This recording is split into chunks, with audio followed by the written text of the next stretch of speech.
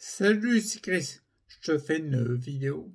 Je voulais te parler un peu, tu sais, je t'avais dit en fait, j'étudie l'énergie au sens large, même hyper large. Tout ce qui est énergie. Mais je sais que je t'avais même dit que je vais acheter un bandeau électrique pour mesurer les ondes du cerveau. Je te dis direct, j'ai abandonné, je vais te dire pourquoi. En fait, j'ai abandonné parce qu'en fait, le bandeau, il se connectait au téléphone, c'est très bien, mais il se connectait par Bluetooth. Et tu sais bien qu'au niveau des ondes, moi, c'est pas top. J'aurais tendance à dire pour tout le monde, je pense que c'est pas top. C'est vraiment pas top. Si je regarde sur le site EDS, dans la formation Ouvrir les yeux, j'en parle en long, en large et en travers. Et ça fait un paquet d'années que j'en parle. Regarde la vidéo à ce sujet. Tu vas comprendre pourquoi je dis que c'est pas top. Et c'est pas top pour la santé en fait. Et en fait, je me suis rendu compte pourquoi je le faisais. Je l'ai fait consciemment. Parce que cet été, je me suis rendu compte en branchant le climatiseur que les ondes agissaient moins sur moi. Donc je voulais tester en fait des éléments avec des ondes pour voir comment je réagissais. Et en fait, je réagis pas top. C'est pas couillon. En fait, c'était un peu couillon. Parce que le bandeau, il est sur la tête. Donc au niveau des ondes, c'est direct près du cerveau. C'est pas le plus intelligent que tu fais, je pense. Mais quand même, je pense que c'était bien de tenter. Parce que je l'ai déjà dit, tu vois, mais je suis pas du genre à me dire il faut se cacher des ondes. Je pense que quand on voit de la loi de l'Hermès, on peut être soumis à du stress et apprendre de ce stress. Mais par contre, avec la loi de l'Hermès dit, si tu es soumis à un stress, tu apprends, si tu as assez de repos par rapport au stress que tu as vécu. Et en effet, moi, comme je suis assez fatigué, même si c'est beaucoup mieux depuis plusieurs mois, je le dirai dans la prochaine vidéo bilan. Mais il faut pas trop que je stresse quand même. Et des ondes Bluetooth directes sur le crâne, c'est pas cool. Donc en effet, je le sentais direct comme d'habitude. Je le ressentais dans mon corps. Feedback de mon corps est hyper important. Donc du coup, j'ai abandonné. J'ai pas regardé, je vais pas plus loin. Mais je voulais dire, là où j'étudie l'énergie, c'est beaucoup en ressenti. Je vais reprendre le Qigong, parce que je connais quelqu'un qui donne des cours, et il le fait en vidéo.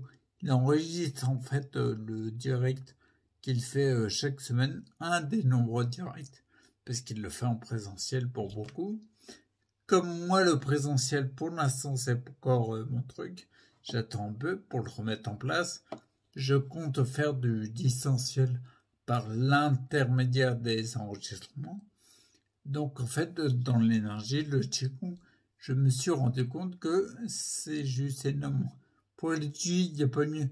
Qi, ça veut dire l'énergie. Donc, Qigong, je ne sais plus Gong ce que ça veut dire. Et en fait, l'étude de l'énergie, c'est pas pour rien qu'on l'appelle une gymnastique de santé. En France, en tout cas. Donc, je vais l'étudier plus fort. Et j'arrive. En fait, je me suis rendu compte dans l'étudiant, comment dire, à mon petit niveau, tu vois, je me rends compte que l'énergie, tu sais, quand tu contractes un muscle, il y a de l'énergie qui développe. La preuve, c'est que la contraction musculaire engendre une chaleur. La chaleur, c'est de l'énergie. Juste avant la contraction musculaire, tu peux en fait, je le fais de plus en plus dans mes méditations, mais tu peux te mettre sous tension. Et je sais pas si je l'exprime bien, mais c'est une mise sous tension un petit peu juste avant la contraction musculaire. Et je me suis rendu compte quand je fais ça le soir, avant de me coucher, en fait, quand je mets sous tension, en fait, juste avant la contraction musculaire, mais en fait, je réchauffe mon corps. Peut-être que l'inconscient a un petit peu oublié de faire ça, donc je le fais consciemment. Le conscient apprend l'inconscient pour le refaire inconsciemment. parce que quelqu'un qui fait pas de Qigong et qui a pas de soucis de santé, peut-être qu'il se met sous tension tout seul en fait. C'est un petit peu comme se mettre sous tension. Moi je le vois comme ça en fait. C'est un petit peu comme un début de contraction musculaire de notre corps. À chaque fois qu'on pense, qu'on réfléchit, qu'on fait une action avec l'esprit, en fait, à l'intérieur de l'organisme, il y a des différentes tensions électriques. D'où le fait de les mesurer, notamment dans le cerveau. Mais partout, il y en a. Dans les muscles, la contraction musculaire, c'est une tension électrique. La preuve, c'est qu'on utilise des machines qui font passer de l'électricité pour contracter les muscles. Le cœur, c'est de l'électricité, toutes les émotions que tu ressens. Il peut y avoir un courant électrique à la base. Peut-être que les courants électriques, on n'est pas loin de l'énergie. Tu vois, l'électricité, c'est de l'énergie. Et cette petite tension, je l'étudie de plus en plus. Comme je dis, quand je médite, ça passe en plusieurs phases. Mais j'ai une phase où consciemment, avec mon esprit, consciemment ou conscient, je mets sous tension volontairement. D'accord? Je pense que c'est vraiment important. Et par exemple, aussi, je voulais dire un autre truc. J'étudie l'énergie par rapport. Je sais pas si tu connais Nicole Beджej. Je sais pas comment on prononce. Bref, elle était en sclérose en plaques. Mais elle est arrivée au niveau 9,5, je crois, quart de terre. Elle était vraiment pas bien alitée dans son lit. Et elle a commencé à penser au va-et-vient que font les enfants quand ils sont assis le cul par terre, en train de jouer les petits. Ils font un mouvement de va-et-vient. Ils balancent comme ça. Et elle s'est rendue compte, elle s'est dit, peut-être que moi, si j'essaie de me balancer, même si allongée, elle ne pouvait pas, elle a commencé à bouger comme ça, elle a ressenti une sorte d'énergie à tel point qu'elle a pu déployer un doigt. Et de plus en plus. Et en 2 ans, il a fallu quand même 2 ans d'effort, elle a réussi à se relever et à marcher. C'est quand même pas dégueulasse. Bref, moi aussi, je pratique pour l'étude de l'énergie.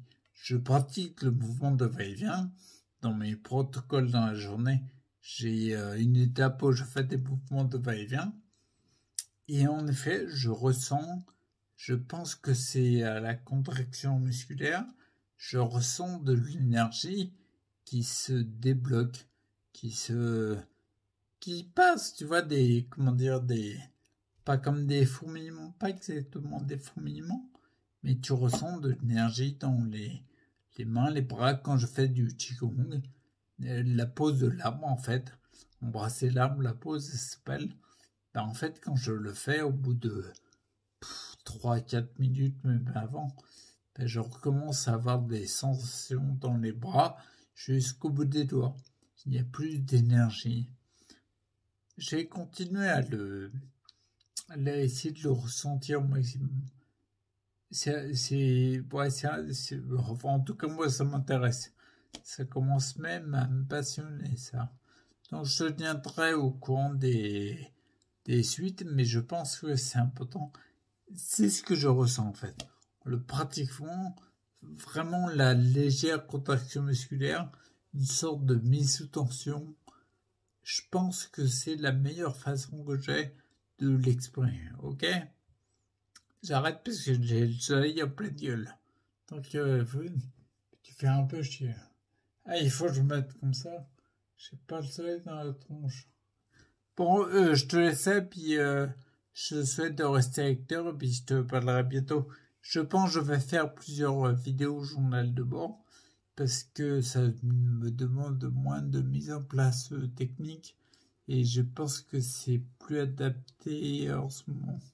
Je te dirai pourquoi, parce que j'ai beaucoup de choses sur le feu. Ok? Allez, à plus.